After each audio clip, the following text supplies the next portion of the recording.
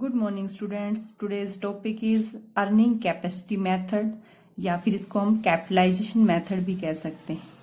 इसमें सबसे पहले निकलेगा value of share. Value of share कैसे निकालेंगे? ये निकालेंगे rate of earning divided by normal rate of return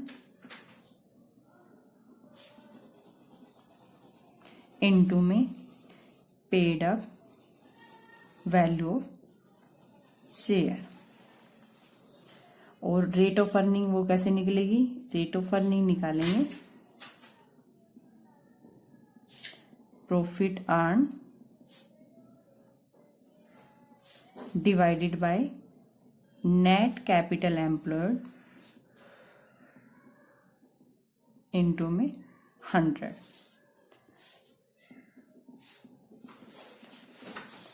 profit earn कैसे निकलेगा? प्रॉफिट अर्न जो है वो निकलेगा profit after tax but before क्या क्या चीजें? इंटरेस्ट ऑन डिवेंचर,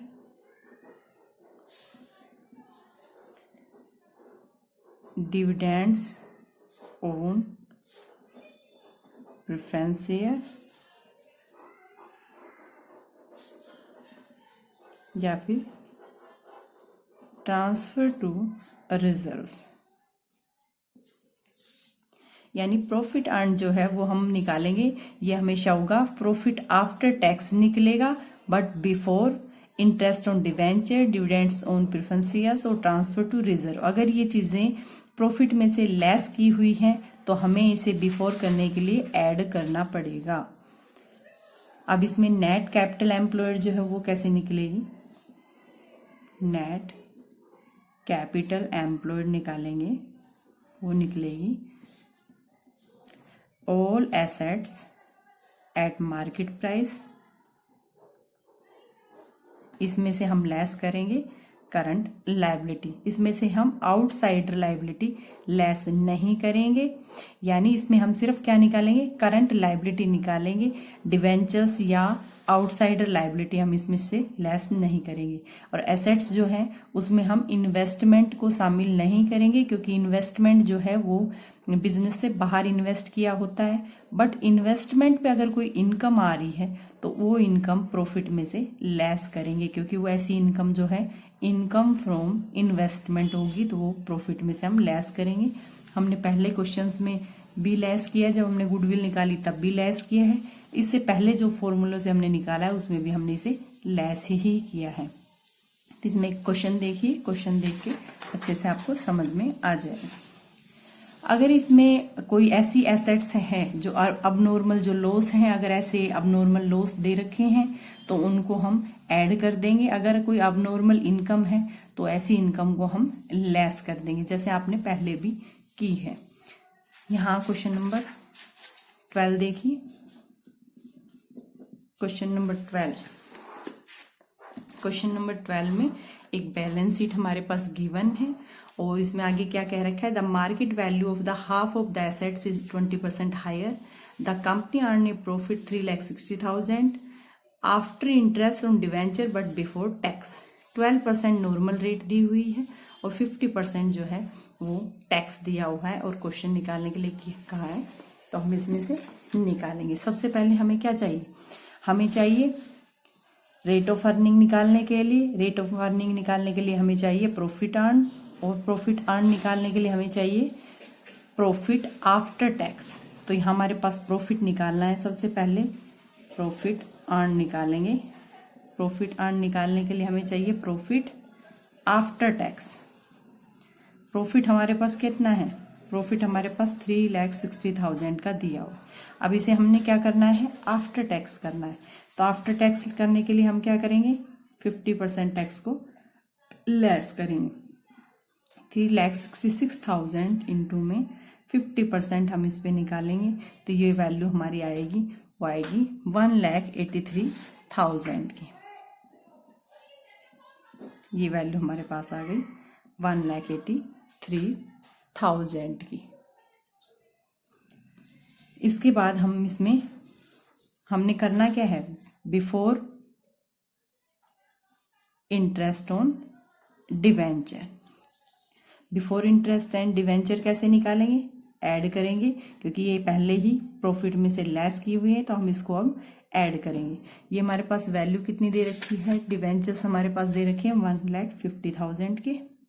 इस पे हमने निकालना है कितना, रेट हमारे पास दे रखी है 10%। डिवेंचर्स की रेट हमारे पास 10% दी हुई है, तो ये हमारे पास आ गया 15,000। तो इसको हम क्या करेंगे, ऐड करेंगे, तो हमारे पास ये आएगा 1,98,000। ये जो वैल्यू आई है ये हमारी आ गई है प्रॉफिट अर्न। इसमें हमने आफ्टर टैक्स कर लिया है और बिफोर इंटरेस्ट ऑन डिवेंचर कर लिया है। अब हमने सेकंड क्या चीज निकाले है, ये हमने निकाल लिया है। अब निकालेंगे हम net capital employed. Net capital employed कैसे निकलेगी, ये निकालने के लिए हम जो हमारी एसेट्स गिवन है, एसेट्स हमारे पास ओनली एक ही है, फिक्स एसेट्स दे रखी है।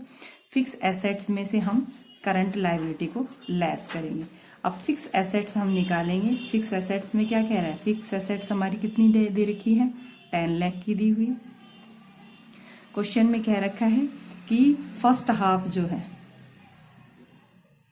फर्स्ट हाफ यानी जो 10 लाख की वैल्यू है इसका आधा, हाफ 5 लाख, ये कितना है 20% हाइयर है, तो इस पे 20% निकालेंगे।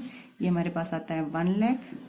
तो ये फर्स्ट हाफ जो है ये टोटल कितना हो गया, टोटल फर्स्ट हाफ जो है ये हमारे पास हो गया 5 लाख था, और इसमें 1 लाख की वैल्यू हाइयर है, तो ये हमारे पास आ गई 6 लाख। और जो सेकंड हाफ है वो हम निकालेंगे। सेकंड हाफ जो है, सेकंड हाफ हमारे पास कितना बच गया, 5 लाख का। तो टोटल फिक्स एसेट्स हमारे पास निकली है वो है 6 लाख प्लस में 5 लाख, ये हमारे पास आ गई 11 लाख की। अब हम नेट कैपिटल एम्प्लॉयड निकालेंगे। नेट कैपिटल एम्प्लॉयड ये निकालेंगे। फिक्स एसेट्स हमारे पास थी 11 लाख की, और करंट लायबिलिटी हमारे पास क्वेश्चन में गिवन है 1,10,000 की। तो ये हमारे पास आ गया, ये 1,10,000 है, ये 11 लाख है, ये 9,90,000 हमारे पास आ गया। तो हमारे पास दो चीजें आ गई हैं, तो इसको हम फार्मूले में पुट करेंगे। तो यहाँ हमारे पास नेट अर्न हमारे पास आया है, यानी प्रॉफिट अर्न हमारे पास दे रखा है 1,98,000 का, divided by net capital employed हमारे पास 9,90,000 है, और इनटू में 100। तो ये हमारे पास वैल्यू आती है, ये आती है 20%। इस वैल्यू को हम यहाँ पुट करेंगे वैल्यू ऑफ शेयर निकालने के लिए। तो ये हमारे पास क्या आ गई, रेट ऑफ अर्निंग 20% आ गई है, और रेट ऑफ रिटर्न हमारे पास क्वेश्चन में गिवन है, ये क्वेश्चन में हमारे पास दिया है, ये है 12%, और इनटू में पेड अप कैपिटल हमारी है 10 रुपीज की। तो ये 10 रुपीज जो है हमारी पेड ऑफ शेयर्स की वैल्यू है। तो ये हमारे पास क्या निकल गया, 16.67 रुपीज जो है एक शेयर की वैल्यू आ गई है। तो इस तरीके से हम इस क्वेश्चन को सोल्व कर लिया है। इसी तरीके के जितने भी क्वेश्चंस हैं वो सारे आपने सोल्व करने हैं। एक बार क्वेश्चन देखिए, क्वेश्चन नंबर 13 है, इसमें कुछ एक्स्ट्रा कुछ दिया नहीं है।